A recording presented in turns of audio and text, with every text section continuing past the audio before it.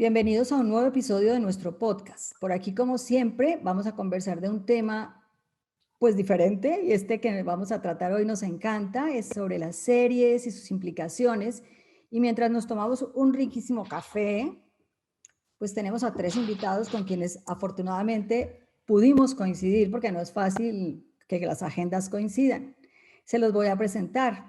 Tenemos a Mar Pons, quien es publicista y trabaja en la Fundación Aprender a Mirar, impartiendo talleres, sesiones a padres, profesores y alumnos.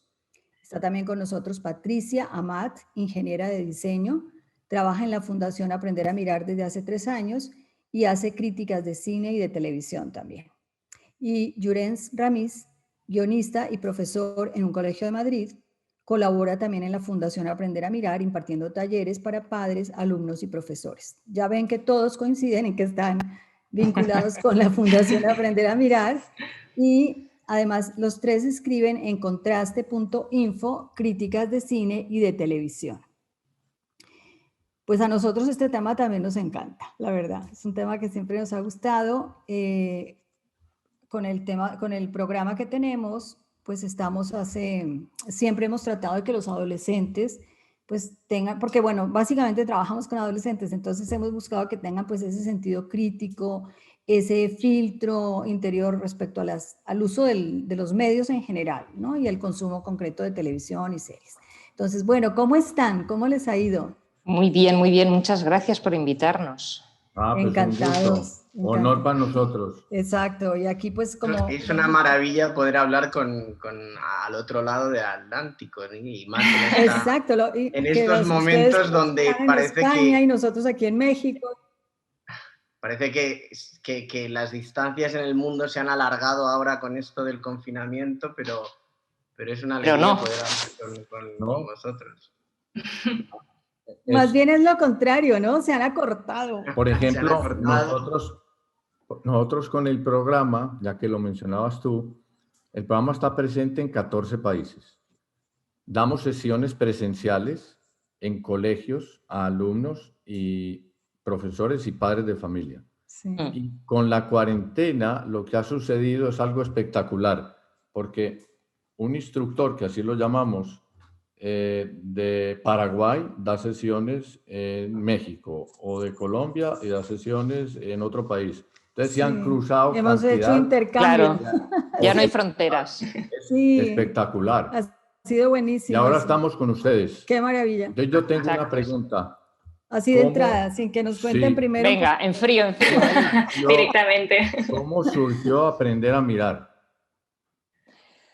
Bueno, esto apareció hace ya... Bueno, yo llevo 25 años trabajando en esto y empezamos con una asociación a nivel de Cataluña que después con el tiempo hicimos extensivo a todo el país, y hace como 10 años inscribimos la fundación en Madrid para trabajar en todo el país, y fue a raíz de pues eso, unos padres preocupados como vosotros que ven que la televisión está llegando a todos lados, que los niños están consumiendo productos que a lo mejor sus padres no conocen, y hacía falta pues eso, una asociación de padres que pues propusiera la calidad en los contenidos audiovisuales. Y luego ya llegó Internet, los videojuegos, las redes sociales, y todo esto se ha desmadrado.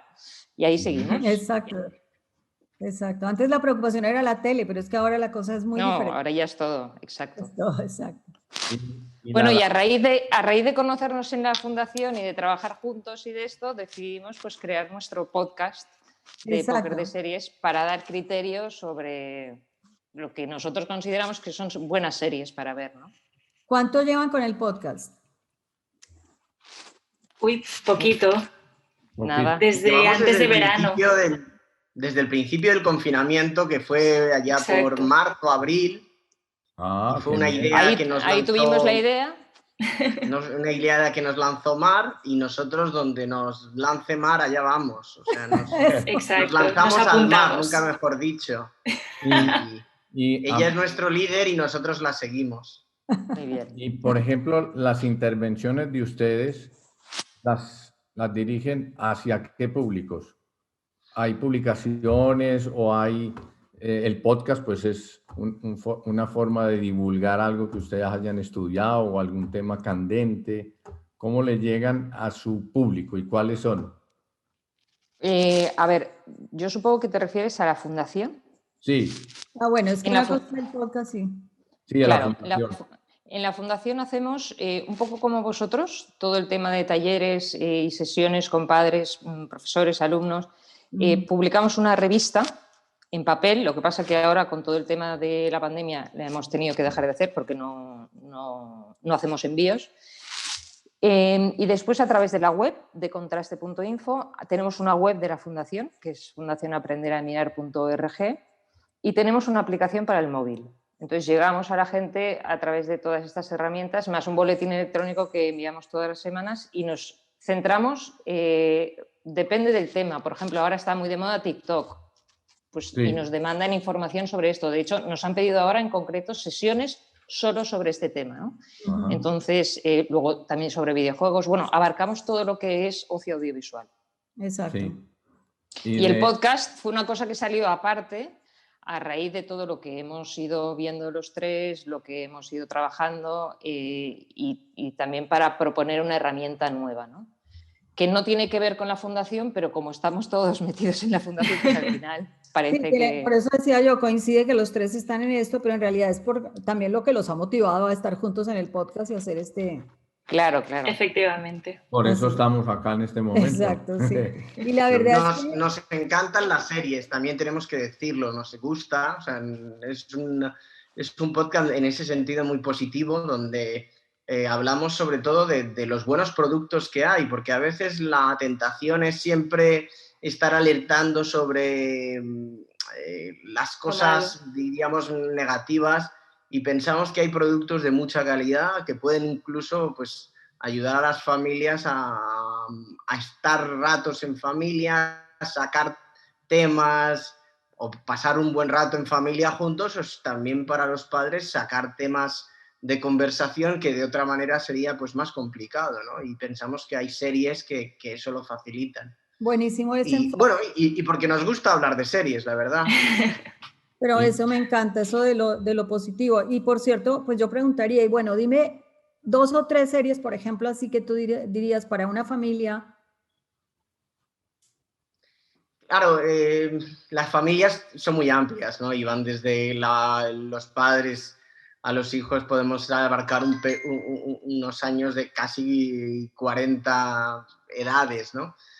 Yo, si me preguntan series de la familia, a lo mejor yo diría desde los 15 a los mayores, pues por ejemplo yo siempre apuesto por Stranger Things, que es una serie que ha gustado mucho en Netflix, que es uno de los platos fuertes de Netflix, y tiene algo muy positivo que yo creo que es que todos los personajes al final se unen para hacer algo bueno, que es luchar contra el Demogorgon, ¿no? Que fuera dentro de la fantasía y de todo lo que sucede hay un espíritu muy de equipo y creo que las familias pueden ver en eso un ejemplo, un modelo a seguir, que al final cada uno en la familia es de una manera distinta. Hay quien le gusta más pues la aventura, hay quien es más miedoso, hay quien es más amante de los ordenadores y otro de la naturaleza, como sucede en los personajes de Stranger Things, pero al final todos luchan por un objetivo común, un poco como puede pasar en la familia. Lo que pasa es que es una serie, por ejemplo, que para chicos menores de 12, 13 años les puede dar mucho miedo, ¿no? Pero en general me parece una serie pues muy positiva. Yo esta es la que siempre recomiendo a mis hermanas cuando me dicen una serie para los adolescentes, para ver con ellos. Yo digo Stranger Things, me parece una serie divertida, que da un poquito de miedo, pero que tiene esa fuerza del equipo que puede... Bueno, y el miedo es parte del encanto también. El miedo es parte del encanto, claro. Tienen un patrón de valoración, una guía así un poco sistematizada para decir o para recomendar esta para tales edades, esta otra es buena para tales otras.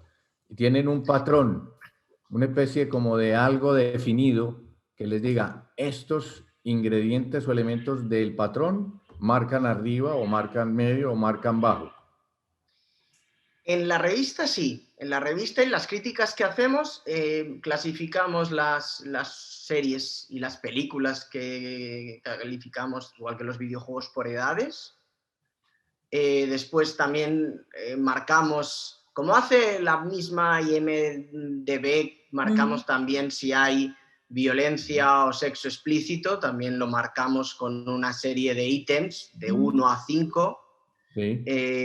Y también hablamos de las ideas de fondo, ¿no? También hablamos en ese sentido, ya es más la crítica y es algo que tenemos que hablar cuando hay ideas de fondo pues, que pueden confundir a algunos espectadores a lo mejor con menos formación. Nosotros en el podcast, y corregidme si estoy hablando de más, los demás, hablamos de esto, pero en general hablamos con mucha, entre comillas, libertad de las cosas que nos gustan, y siempre lo decimos.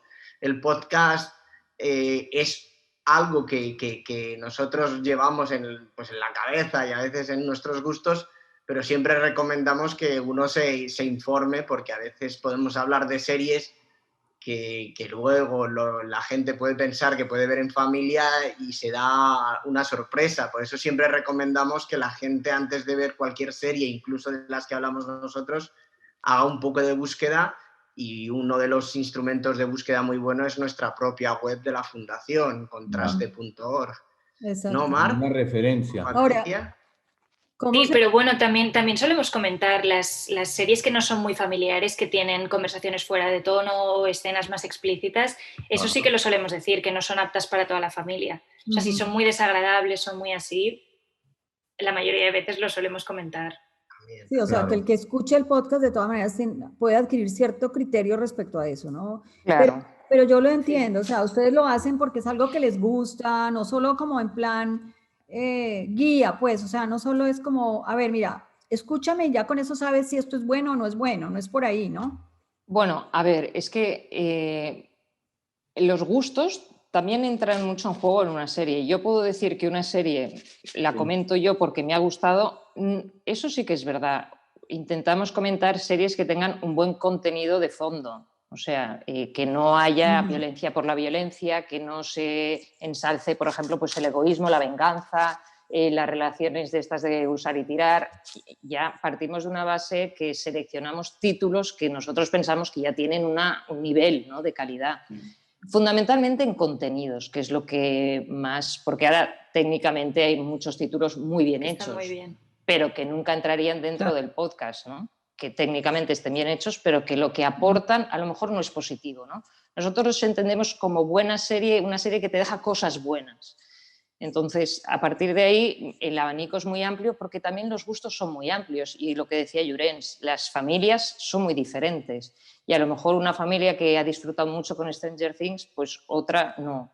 Y hay que dar diferentes opciones. Y no es que Stranger Things sea peor que otras, sino que los gustos aquí entran, ¿no? Es muy complicado. Por eso hay que leer, hay que informarse, hay que escuchar. ¿Cómo podría uno ir más allá de ese me gusta o no me gusta? O sea, ¿cuál es, digamos, la sustentación que es clave? Porque, por ejemplo, pienso que para un papá o una mamá muchas veces el único criterio es no me gusta, eso no me suena, me molesta, me incomoda, pero de repente no hay un criterio de fondo, no hay unos argumentos para convencer a un hijo, por ejemplo, a la hora de no ver una serie, un capítulo de algo. Bueno, yo os voy a decir mi teoría, pero luego Patricia y Llorens que digan lo que ellos piensan, porque a mí, que es lo que he dicho antes, me parece que una serie tiene que dejarte cosas buenas. Por eso el me gusta o no me gusta no quiere decir que una cosa sea buena o mala. A mí me gustan mucho, por ejemplo, la comida del McDonald's, o me gustan mucho los pasteles, pero no puedo estar todo el día tomando pasteles o yendo al McDonald's a comer, ¿no? Entonces hay cosas que me gustan, pero que tengo que ser consciente de que a lo mejor no me hacen un bien. Y hay la mayoría de series porque están muy bien hechas y porque están hechas para que los adolescentes sobre todo se enganchen, ¿no? Pero ahí es donde entra la tarea de los educadores y de los padres, es decir, bueno, esta serie, ¿qué te está aportando? ¿Te está dejando en tu corazón, en tu cerebro, cosas buenas o cosas malas. Y a raíz de ahí es cuando entra el criterio, ¿no? De decir, esto lo veo porque me hace bien y esto no lo veo porque no me hace bien. Esta es mi propuesta. Una pregunta que tengo desde hace rato. ¿Y tienen ustedes un patrón como, a ver, lo planteo sencillo, escenas violentas, un nivel, escenas de sexo, un nivel, contenidos que transmitan valores y tales valores? ¿Algo así tienen sistematizado? Sí, pero no es muy numérico. Me explico. Puede haber violencia, pero la violencia tiene una explicación o tiene unas consecuencias. Puede haber violencia gratuita, entonces se califica como más violento. Puede ser una violencia que no haga falta o que sea muy sangrienta o que sea... Entonces, según el tipo de violencia, nosotros calificamos como más violento. Si es una violencia porque se está narrando pues, la Segunda Guerra Mundial, pues es una violencia, pero no es una violencia... exacto. Y luego sí que tenemos...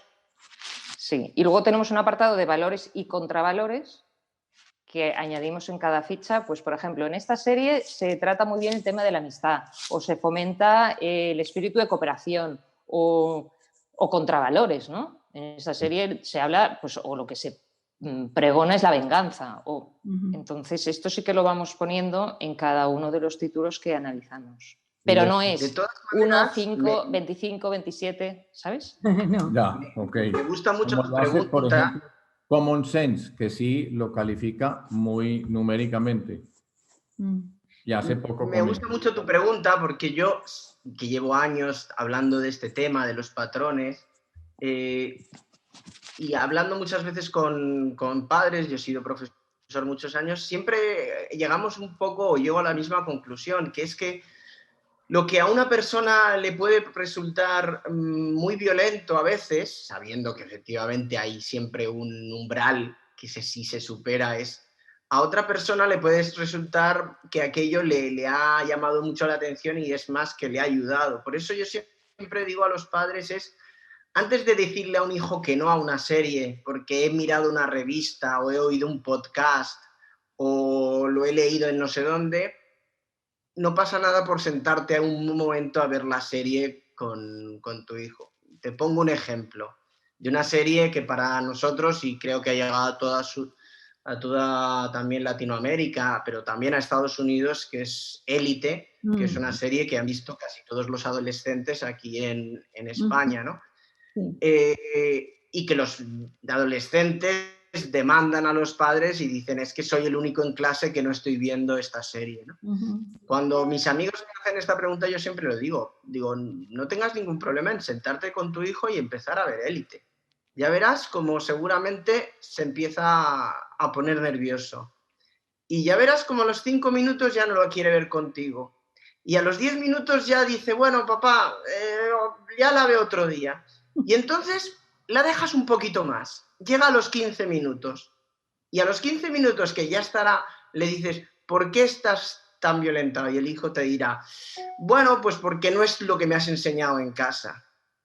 Lo que no tiene sentido es que intentemos quitar o dar unos criterios sobre una serie si antes no hemos dado unos valores en casa, ¿no? Es decir, muchas veces la calificación de las series irá muy en consonancia con las cosas que se hablan en la mesa en nuestra casa o las cosas que hemos aprendido, ¿no? Por eso yo no tengo miedo, de hecho, a veces a decirle a un padre, siéntate. Yo no te digo que veas 50 minutos porque es desastroso, pero siéntate. Ya verás como a los 5 minutos estáis empezando un tema. Claro que luego tendrás que tú tener esos criterios para hablar con él y explicarle por qué unos niños de 16 años primero no tienen dinero para ir a restaurantes el miércoles por la tarde, ni emborracharse en una discoteca o comprar droga o acostarse con 3 personas en la misma semana. Eso es en el caso, podríamos decir, más negativo. Por eso esos criterios, como decía Mar, nosotros los tenemos, sobre todo en la revista los ponemos, pero siempre animamos a que la gente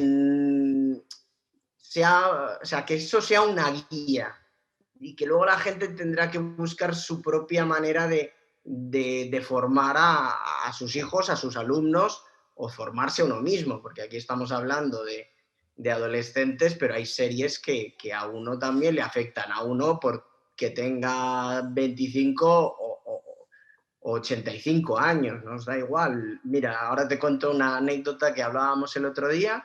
En España estos días está funcionando y muy bien una serie que se llama Patria, que viene del libro sobre el fin de ETA y cómo dos familias enfrentadas por la banda terrorista.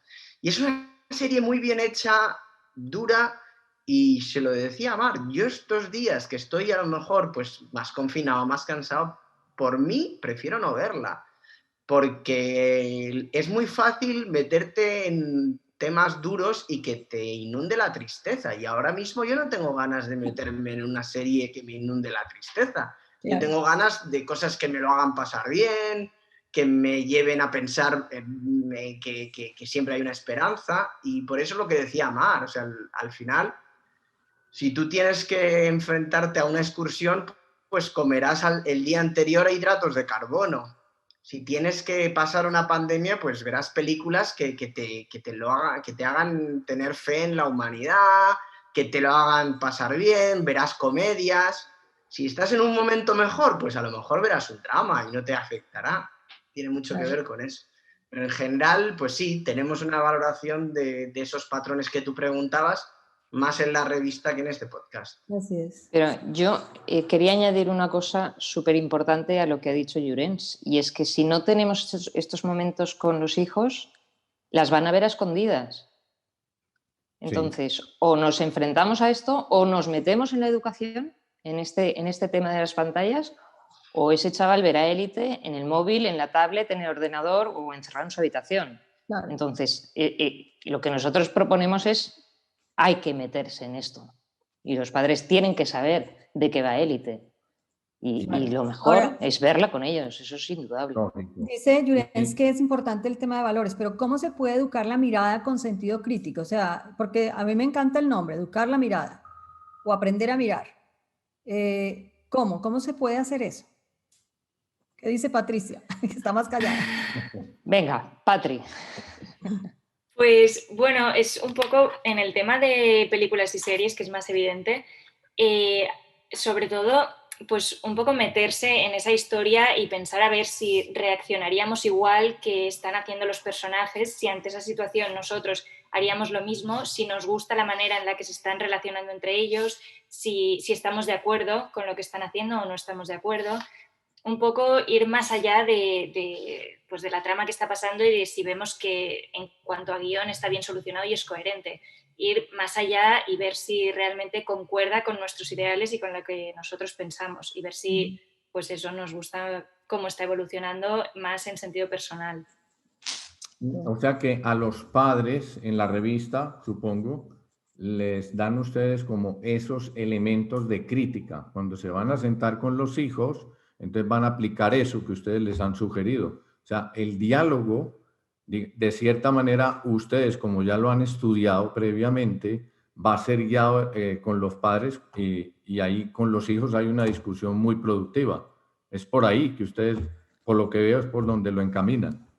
O sea, nosotros lo que proponemos es, en nuestras críticas hacemos una valoración técnica, pero fundamentalmente hacemos una valoración del contenido.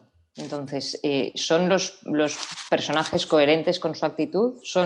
Nosotros establecemos un escrito en el que una persona puede basarse para mantener una conversación si quiere.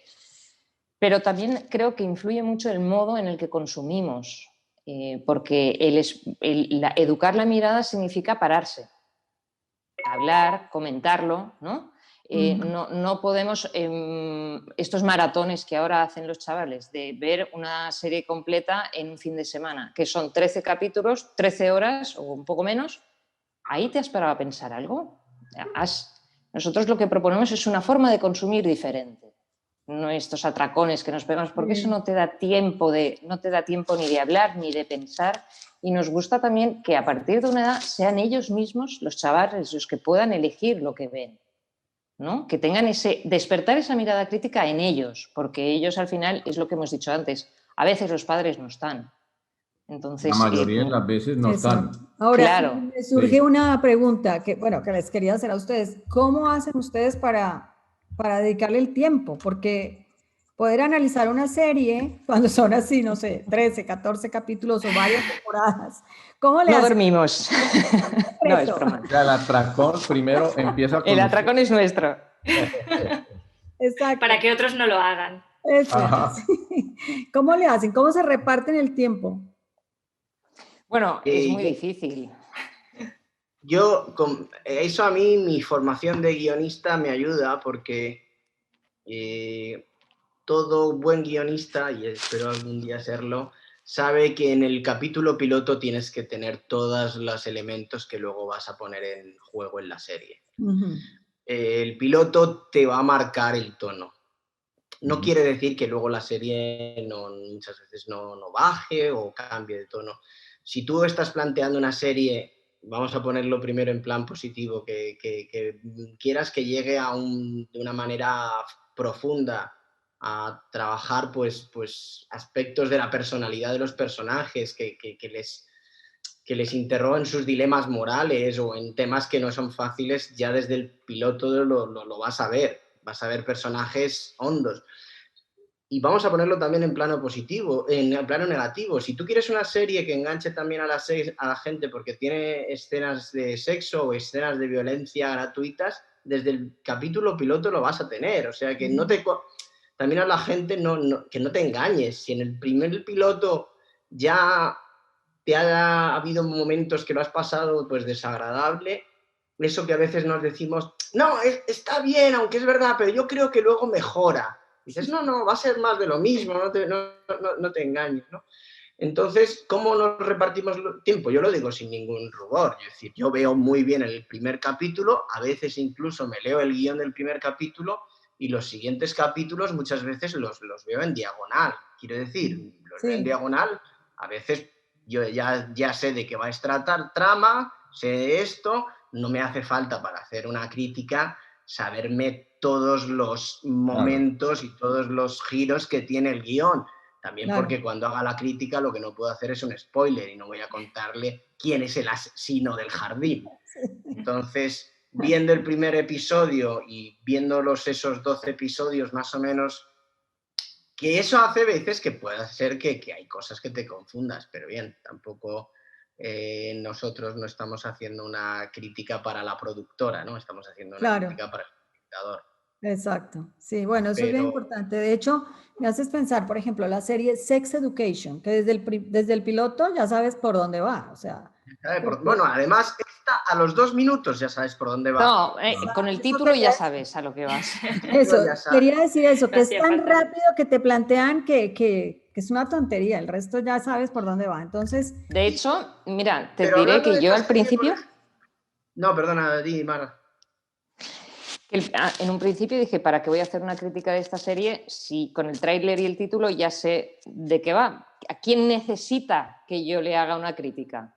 ¿No? Ajá. Luego la tuve que hacer porque me la pidieron, ¿no? Pero ya, hablando de lo que decía Llorens, si ya sabemos de qué va a hablar esta serie, ¿para qué nos tenemos que meter en el jardín? Exacto. Claro, y luego saber, porque habrá gente, por ejemplo, en este caso de esta serie de Sex Education de Netflix, que hay muchos psicólogos y gente que se dedica a la educación con buena intención, porque no es gente que quiera hacer daño, con buena intención que decir, bueno, hay un intento. Dices, sí, pero cuando lo comercial y se mezcla con lo educativo, ojo, es como el que intenta poner una máquina de refrescos, incluso diríamos, voy a ponerlo un poquito más fuerte, el como que intenta poner un vendedor de marihuana en la puerta de un colegio y alguien te puede decir, no, pero es que este producto incluso puede relajar a los alumnos. Dices, sí, pero no seamos tontos, ¿no? O sea, si ya ves el título, ves los 2 minutos, a lo mejor sí, algo bueno puede tener, pero en general es muy dañino, ¿no? No vayamos de inocentes. Exacto. Y una pregunta. ¿Cuántas series analizan ustedes en un mes? Depende porque Llorens te ha explicado su manera de analizar porque él es guionista y tiene mucho terreno ganado. Yo personalmente me veo la serie desde el principio hasta el final, veo todos los capítulos. Entonces, si me tocan miniseries, pues tengo suerte y puedo analizar varias. Si me toca una temporada de 13 capítulos, pues a lo mejor me quedo ahí, ¿no? Yo creo que ahora en octubre pues habremos analizado pues unas 8 series o 9 series.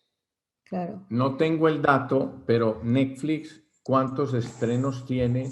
Una barbaridad. No, es imposible cubrirlos. A la semana, no hace falta el mes. A mí me llegan los meses de... Más o menos, Más o menos Netflix debe sacar una media, depende de cada país, porque no es lo mismo lo que saca Netflix en cada país, pero una media puede sacar unas, así potentes, unas 6, 7 series cada mes. No das abasto, es imposible. O sea, 1,5 por semana. Sí, solo Netflix. Eso es solo Netflix, porque luego tienes Amazon, luego tienes Hulu. Claro. Netflix porque, bueno, sabemos que está muy, muy extendida.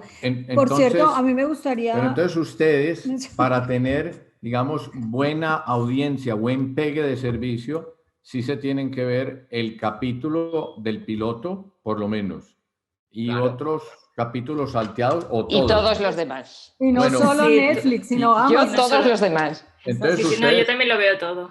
¿Ustedes se lo reparten o todos ven todo?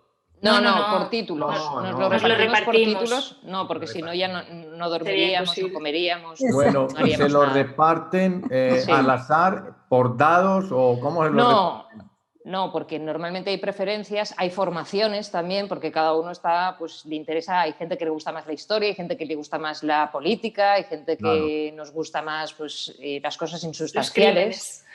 Los dibujos animados, por ejemplo, depende de la formación de cada uno y de los intereses también, eso es importante, porque si tienes que ver muchas series que no te gustan, al final lo ves todo negativo y tampoco es eso. Al final dices, oye, que seguro que hay muchas cosas buenas, ¿no? Claro. Que esto es lo que te pasa al final. De la disposición y también para que la Fundación Aprender a Mirar es una fundación sin ánimo de lucro que se subvenciona gracias pues, a la generosidad de gente y también a que pueda recibir subvenciones, ¿no? Y en este sentido, pues a veces no tenemos la disponibilidad de tiempo porque nos gustaría poder dedicarle más tiempo a esto, que nos parece la medicina de todos los adolescentes, pero a veces, pues yo en mi caso, por ejemplo, he tenido que dejar de dedicar tiempo porque he tenido que volver a dar clase pues, durante la pandemia, ¿no? O sea que también si sirve este podcast y vuestra difusión para que gente conozca la Fundación Aprender a Mirar y podamos llegar a más, también gracias a que tengamos más tiempo, pues es un placer. Claro. ¿Y esas subvenciones, quién se las da?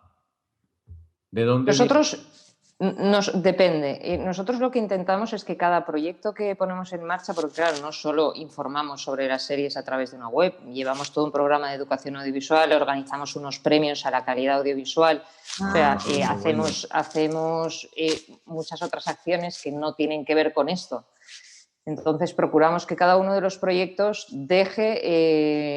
se autofinancie a través de patrocinios o de empresas y luego presentamos proyectos concretos a las instituciones públicas, pues al Ministerio de Familia y Asuntos Sociales, al de Sanidad, por ejemplo, porque claro, ahora todo el tema de las tecnoadicciones está muy relacionado con la sanidad.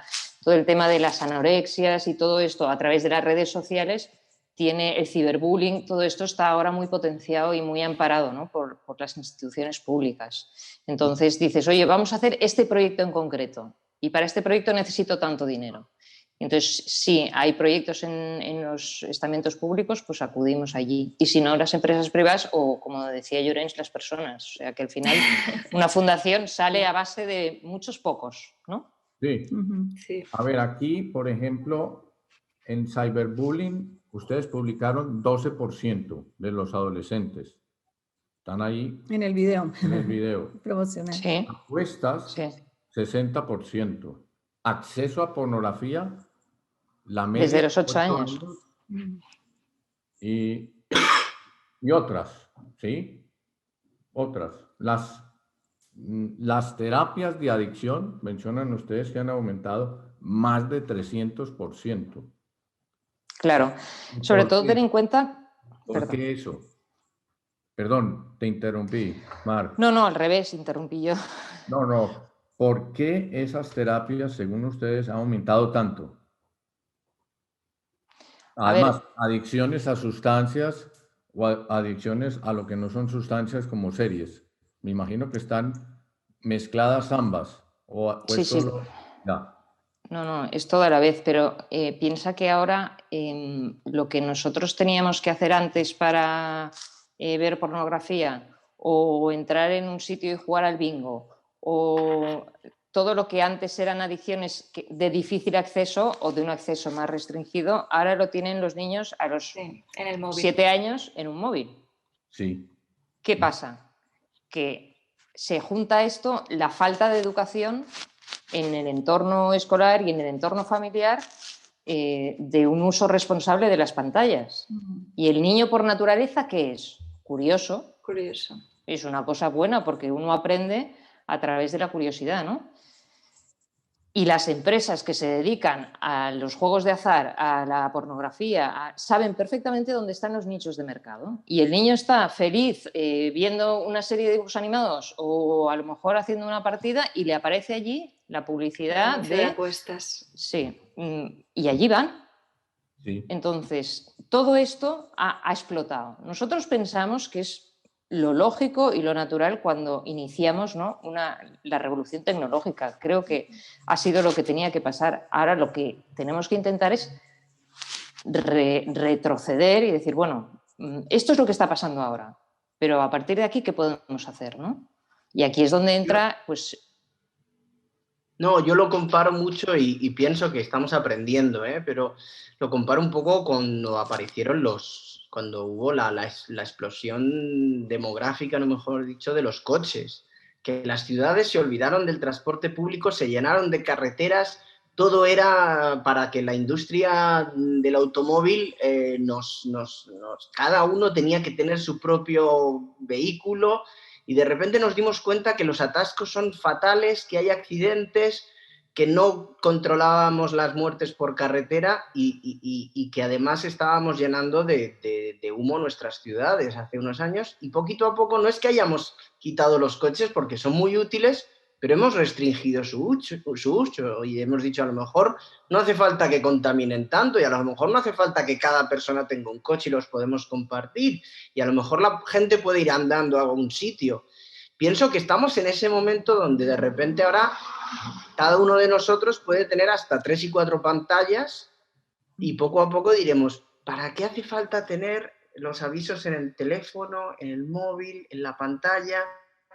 Y poco a poco creo que haremos un camino más lógico hacia vernos las caras, poder llamarnos y seguir utilizando pues, las pantallas. Y yo creo que ese es el camino que ha empezado y para mí la Fundación Aprender a Mirar es pionera. O sea, es alguien que está abriendo camino y a veces abrir camino siempre es muy complicado.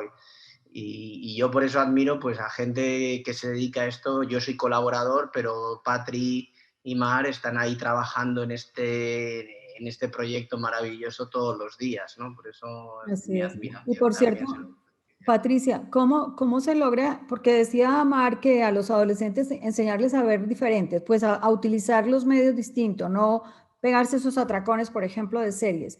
¿Cómo los motivan, no? ¿Y han logrado ver cambios? Sí, bueno, esto se nota más sobre todo cuando en las sesiones que se da a adolescentes se les hace ver mucho, pues se ponen ejemplos concretos, ¿no? Pues un trozo de una serie o un clips cortitos que tenemos seleccionados para enseñar o perfiles de redes sociales. Entonces, primero se les hace preguntas a ver qué piensan ellos, qué hay y luego, pues por ejemplo, se les pone una foto de un influencer y entonces pues ellos piensan algo que realmente dista mucho de la realidad y luego cuando se les explica, bueno, pues realmente esta foto no es así, ¿no? Aquí detrás hay un equipo de profesionales, esta chica que parece adolescente, pues quizá tiene casi 30 años, su nivel económico es muy diferente al que tenéis vosotros, entonces, o sea, realmente vosotros no podríais llegar a hacer esta foto y hay un equipo de profesionales que ha preparado todo esto no es una cosa natural y luego están todos preocupadísimos por tener fotos parecidas que les resulta imposible porque realmente ellos no tienen esa capacidad ni económica ni física porque pues, son adolescentes y pues a base de explicarles un poco y enseñarles qué hay detrás de estas cosas, yo creo que ellos se van dando cuenta de que realmente pues ese no debería ser su ideal porque es una cosa muy lejos de lo que ellos pensaban que era natural, por ejemplo. Exacto. ¿Y esas sesiones dónde las imparten, Patricia? Pues en colegios o en clubs, ¿no? O en centros, sí. Buenísimo. Bueno, y ahora con la pandemia estamos mucho con talleres online. Exacto, como todo el mundo. Así estamos todos, así estamos todos. ¿Y cuántas son y cuánto dura cada sesión? ¿Cómo le hacen? Pues, a ver, ahora las sesiones online, como Claro, el niño no aguanta mucho con la pantalla, son 20 minutos de sesión del profesor hablando y luego se les propone una guía de trabajo por escrito, que esto ya lo trabajan con el profesor en el aula. Pero si son sesiones presenciales, son más o menos una hora, ¿no? Porque ahí ellos lo que pueden dura, interactuar. Lo que dura una clase. Sí, lo que dura una clase. Es un periodo de una clase.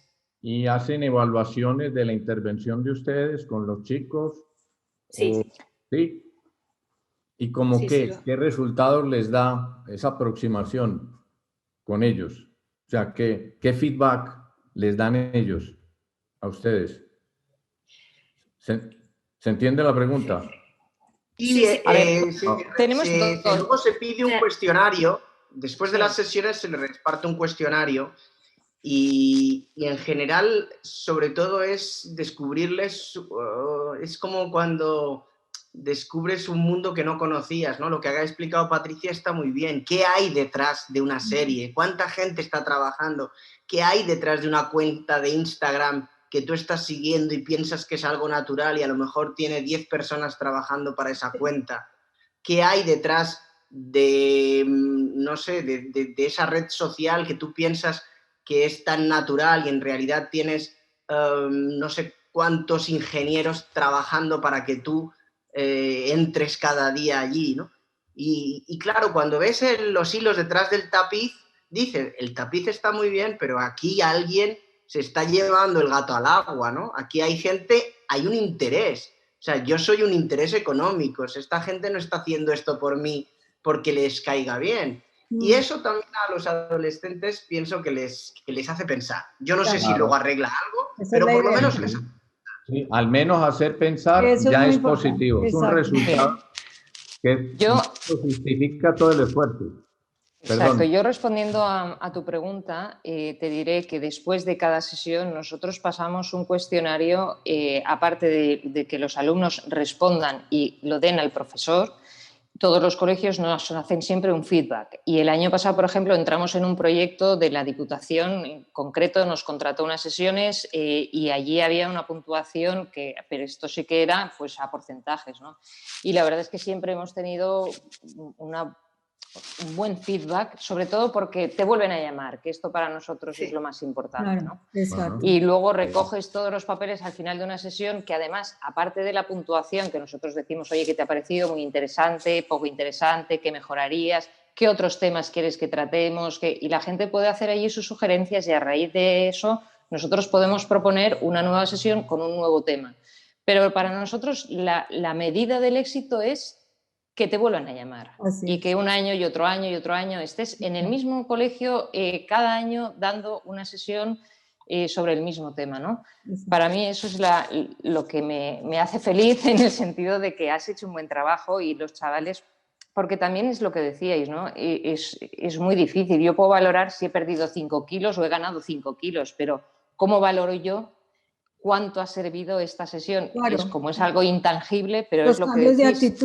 Cambio de actitud. Por ejemplo, Claro. Una cosa que supongo que se pueda medir es el rendimiento escolar. Si el adolescente se pasa, por ejemplo, aquí en México hay una estadística, no es muy reciente, es del 2018, que dice que se pasan más de 4 horas frente a la televisión los niños entre 12 y 18 años, especialmente viendo una que se llama La Rosa de Guadalupe, que aquí tiene muchísimo éxito, y que a nosotros cada vez que les damos un tema siempre dicen, yo lo vi en La Rosa de Guadalupe, yo lo vi en La Rosa de Guadalupe, o sea, es tremendo, pero más de 4 horas que son, la verdad, viendo cuánto tiempo tienes tú de horas de estudio en la tarde, pues es que se te lleva la barbaridad.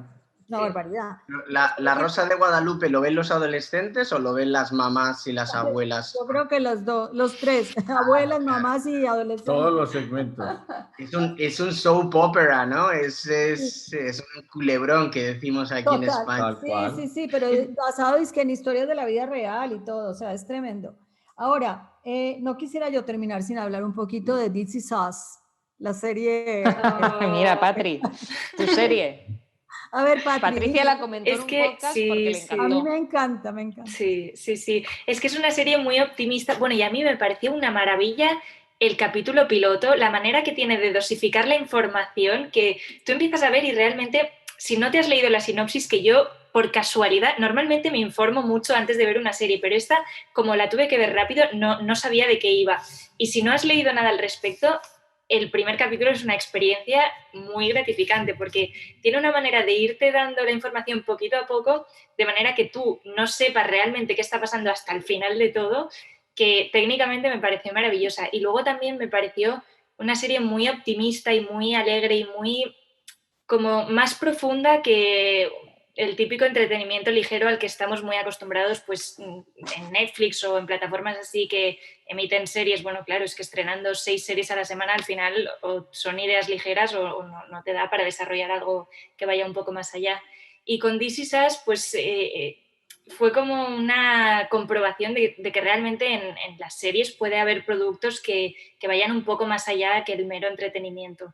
Exacto, sí. María Luisa. Invitaros un día a participar en nuestro podcast para hablando de This Is Us. De This Is Us. ¿Cómo? Entonces yo no participo o participo a él no. Que llegue el papá de él. Lo que pasa, qué risa, porque en realidad yo, por ejemplo, pues la experiencia me la encontré en un avión. Iba en un avión y de repente me encontré un capítulo que ni siquiera era el primero y quedé supremamente enganchada. Yo a ver qué serie sería, no podía saber porque ni siquiera tenía datos, ¿no? Hasta que finalmente di con ella y la he disfrutado, la hemos disfrutado mucho. Pero bueno, volviendo a ver, ¿cómo lograr entonces, por ejemplo, como papás, cómo lograr motivar? Porque yo siento que también muchas veces la gente le vale lo que va a ir a ver, o sea, pues me da lo mismo si es bueno, si no es bueno, si es técnicamente bueno o no bueno, si me va a aportar o no me va a aportar y me va a dejar cosas buenas o no. Pues toda la vida, o sea, desde cuando ibas a un cine, había gente que a cualquier película, con tal de ir al cine, ¿no? Sin importarle qué iba a ver. Entonces, como lograr despertar ese sentido crítico de que hay que ser selectivos porque el tiempo es escaso, no hay mucho tiempo para estar viendo cine ni para leer. Entonces, si andas leyendo o viendo basura, pues, ¿qué va a pasar contigo, no?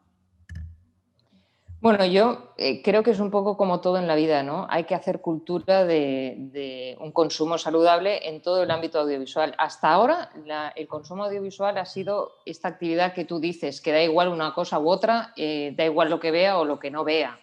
Como todo el mundo lo hace, pues voy a ver la serie que todo el mundo está viendo o voy a ir a ver esta película que todo el mundo... Yo creo que también tiene relación con lo que decía antes Llorens. Hay que llegar a educar a la sociedad en general. O sea, es un movimiento social que tenemos que conseguir como se ha conseguido con la alimentación, como se ha conseguido, yo qué sé, con el alcohol, con el tabaco, con todas las cosas que de repente, o sea, fumar era ya lo más, ¿no? Además quedaba muy bien fumar. Bueno, y hemos hecho un retroceso. Pues aquí tenemos que llegar a eso, a que no da lo mismo ver una cosa que otra y no da lo mismo ver un tiempo o 3 horas más. No da lo mismo. O sea, aquí está en juego nuestro corazón, está en juego nuestro cerebro, está en juego nuestras virtudes, nuestros buenos hábitos o nuestros malos hábitos. Es que al final es como cuando los padres se preocupan con qué amigos salen, ¿no? Bueno, pues si tú estás preocupado qué amigos tiene tu hijo o a qué sitio suele ir, ¿por qué no te preocupa con quién está compartiendo 13 horas de su ocio? Porque al final lo que hace la televisión es que toda la parte crítica nos la está apagando, nos despierta la emocional y cuando estamos emocionados con algo nos es muy difícil establecer la diferencia. Entonces hay que elegir muy bien con quién están pasando tantas horas, porque pasan más horas con los protagonistas de Élite que con los compañeros de clase. Con los amigos. Exacto, sí. Porque es que además uno se mete en los personajes, se te vuelven parte. Claro, para eso está hecho. Claro, exacto. La empatía que hay ahí, hay una empatía emocional. Muy fuerte, mucho más que en la literatura o en cualquier otra. Exacto. Porque toda la parte racional desaparece. Hablas de alimentación y también la alimentación como problema o como salud tiene unos criterios objetivos medibles. Por eso era mi pregunta del principio, ¿cómo alcanzan ustedes a medir? O habría que pensar en cómo lograr medición, porque eso que has dicho es súper interesante, que hay que llegar al punto en que, wow, esto es dañino por esto. La salud, si consumes tal o tal cantidad, también es malo para ti. Igual en el caso de las series. O sea, como llegar a eso. Bueno, ahora yo creo que tenemos un futuro, creo que muy bonito y muy esperanzador, porque la neurociencia está ahora en este tema, es bastante pionera, ¿no? Es verdad. Descubrimos por la neurociencia que tu cerebro, cuando te implicas en una serie, nos ha mostrado que la parte racional del cerebro deja de trabajar y lo que está a tope es la parte emocional, ¿no? Ahí tenemos unos datos. También sabemos que de 0 a 3 años los niños no pueden consumir pantallas porque su cerebro está en permanente evolución. Es una evolución la más importante que van a vivir. A partir de los 4 o 5 años pueden empezar a ver pues media horita, pero nunca antes de ir al cole, nunca antes de dormir, nunca mientras comen, porque ya está demostrado. Las pantallas cortan el componente que te hace dormir. Las pantallas disparan el cortisol, disparan la dopamina. Todo eso que nos está aportando ahora la neurociencia es muy reciente y yo creo que esto nos va a ayudar para hacer esto que pensamos, ¿no? Que hay que transmitir la dieta audiovisual. Total, qué bien, sí. Qué bien, sí. Yo también, a mí me parece el ejemplo de la comida y la dieta maravilloso. Y otro ejemplo también es todo lo que está sucediendo ahora con las empresas que tienen una responsabilidad social corporativa en el tema de la ecología. O sea, ahora mismo Iberdrola, Gas Natural, Repsol, se dan cuenta que han vivido una serie de años muy bien desde el punto de vista económico gracias a los carburantes y ahora se dan cuenta que tienen que invertir en todas las energías renovables y poder hacer un mundo más ecológico. Pienso que ahora mismo estamos en un momento donde las plataformas Netflix están contaminando, y lo digo como un guionista, y sin muchas veces plantearse un punto de vista ético, y dentro de unos años le vamos a pedir responsabilidad a Netflix, a Amazon, de las cosas que a veces han difundido en el mercado. Y os cuento una pequeña anécdota. Tengo un amigo que trabaja en Netflix, allí en Los Ángeles. Netflix está en Hollywood Boulevard, está ahí mismo, y me decía él, estamos preocupados porque a las series que más gustan, y esto le va a gustar a Mar, nos encanta a la gente la serie sobre asesinos en serie. Estamos fascinados por los asesinos en serie. Y dice, pero lo peor es que a veces la gente nos pide más información sobre algunos. Y Netflix llegó a sacar un tuit diciendo, aparte de protagonistas de asesinos en serie, tenemos otras series sobre héroes. Pero ellos mismos se daban cuenta de que, dice, bueno, lo que estamos difundiendo tiene una repercusión en la gente, ¿no? Sí, Por ejemplo, Ted Bundy es uno de ellos. Sí. A raíz del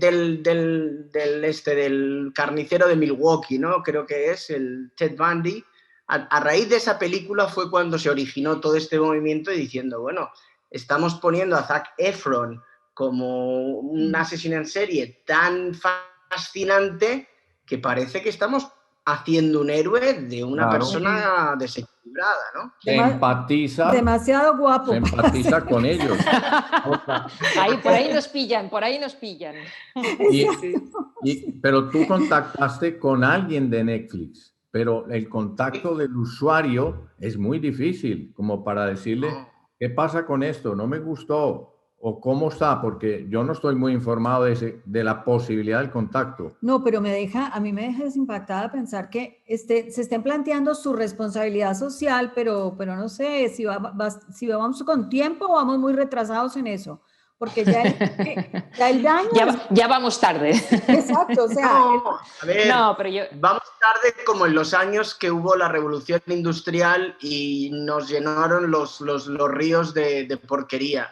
Estamos ahora mismo en ese momento, pero por eso es tan necesaria fundaciones como Protege tu Corazón o Aprender a Mirar, porque estamos limpiando los ríos y estamos diciéndole a las empresas, ojo que nos estás contaminando. Claro. También en plano positivo, también les estamos diciendo a las empresas, tenéis series que nos hacen mucho bien y que estáis dando muy buen ejemplo. Exacto. No sé, hace poco Netflix ha sacado un documental sobre el peligro de las redes sociales que es maravilloso, o sea, sí. O el documental sobre Jordan, que también... No, o nuestro podcast, que todos son series. O nuestro podcast, que ha nacido a partir de ahí. Claro. Póker de series. Póker de series. Ahí hay todo lo bueno está ahí. Eso, buenísimo. Eso es un buen referente para la gente. Por cierto, aquí en México también hay una fundación que se llama A Favor de lo Mejor, que también ha venido... Sí. También nos conocemos. Son hermanados, me imagino, ¿no? Yo me atraganté de Michael Jordan. Ay, nos encantó. Y todos nuestros hijos igual. Sí. Pero fíjate, por ejemplo, ya para terminar, que pusimos algún post en Instagram relacionado con la serie de Michael Jordan y diciendo que era muy buen ejemplo y algo muy bueno, muy positivo para ver con los hijos.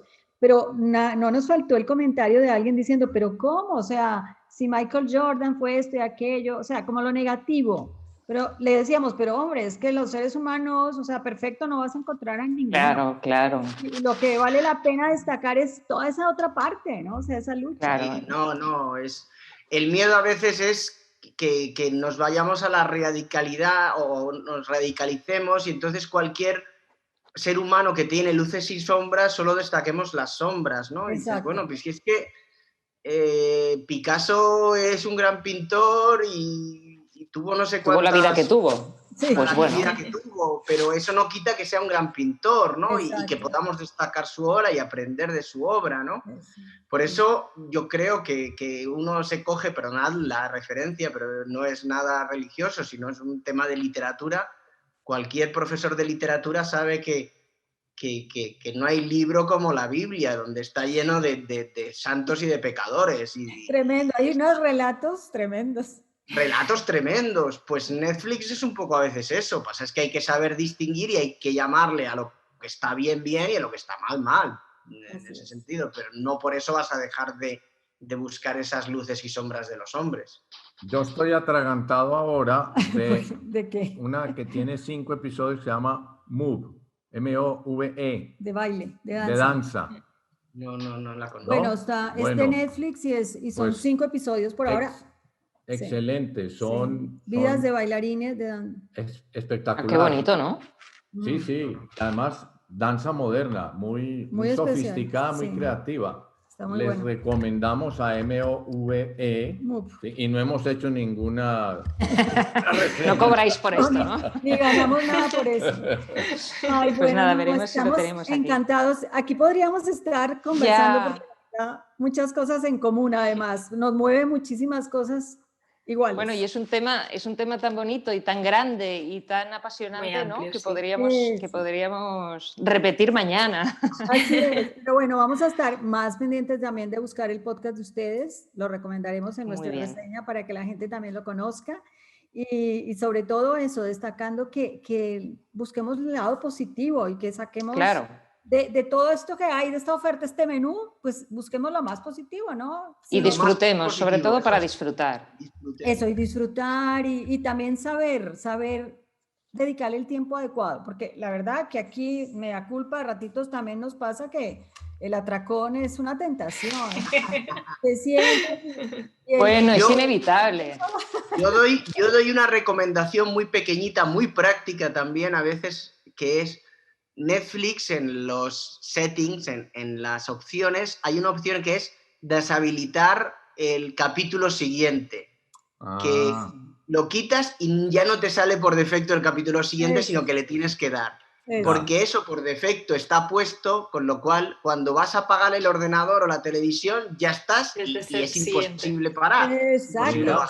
Eso se llama educar. Está muy bueno. Ese tip está muy bueno. Ahora, para quitarle a María Luisa esta señal de encima, ahorita se descubrió una serie coreana. Ay, buenísimo. Bastante mala en setting y en escenografía, pero mala. Y porque yo trabajé en un canal de televisión, por eso doy opiniones así. Y María Luisa era o en la pantalla grande o en el celular o yo no sé dónde, pero estaba tiene 25 capítulos. Atragantada de la serie. La de la escritora coreana, es la escritora. No, esta era otra, es una familia, es en el campo, pero lo que analizábamos es que de verdad que son puros buenos sentimientos, entonces... Pues ya está. Terminas de ver... Se me olvidó. ¿Sabes que en Estados Unidos es algo como... ¿Sabes que en Estados Unidos es de las cosas que más se ven los Korean dramas? Sí, les encantan. Sí, pero no sé si todos son así tan positivos. Todos los mexicanos los ven, los Korean dramas. Sí, les exacto. Bueno, pues nosotros no vimos solo el piloto de esta serie. María Luisa vio hasta el final y mucho más. Y mucho más. Y varias veces. Son de las para refrescar. Demasiados capítulos, es muy larga, 25 capítulos para empezar, eso es imposible. Sí. Pero ya... Eso, lo que me gustó es lo positivo, la cantidad, te deja con el corazón así. Mucho. Claro, pues esta es la idea, que veas algo, exacto, que te deje cosas buenas, ¿no? Al final, sí, positivo. Pues ya está. Así es. Las deja. Pero bueno, en el tema, ya se ve que en el tema de series, de televisión, todo eso, siempre los gustos, pues no pueden ser iguales, entonces también... No. Eso también hay que aprender a respetar el gusto del uno, el gusto del otro. Eso es muy importante. Eso es bien importante. Porque si no, cada uno acaba con su pantalla en su habitación o en su sofá y desune a la familia. Ese también es un tip bien importante, saber ceder. Hoy vemos esto, mañana vemos aquella que me gusta a mí, la que te gusta a ti hoy, así. Muy importante. Bueno, pues muchas gracias. Mar, Patricia y Joel. Gracias a vosotros. Gracias a ustedes por el exceso. No, estuvo bien, yo creo. Está bien. Sobre todo también pensando en nuestra audiencia, que tampoco tiene mucho tiempo. Bueno, pues desde aquí un abrazo virtual. Igualmente. Igualmente. Bueno. Exacto, hasta la próxima. Gracias. Hasta luego. Gracias. Adiós. Que estén bien. Adiós.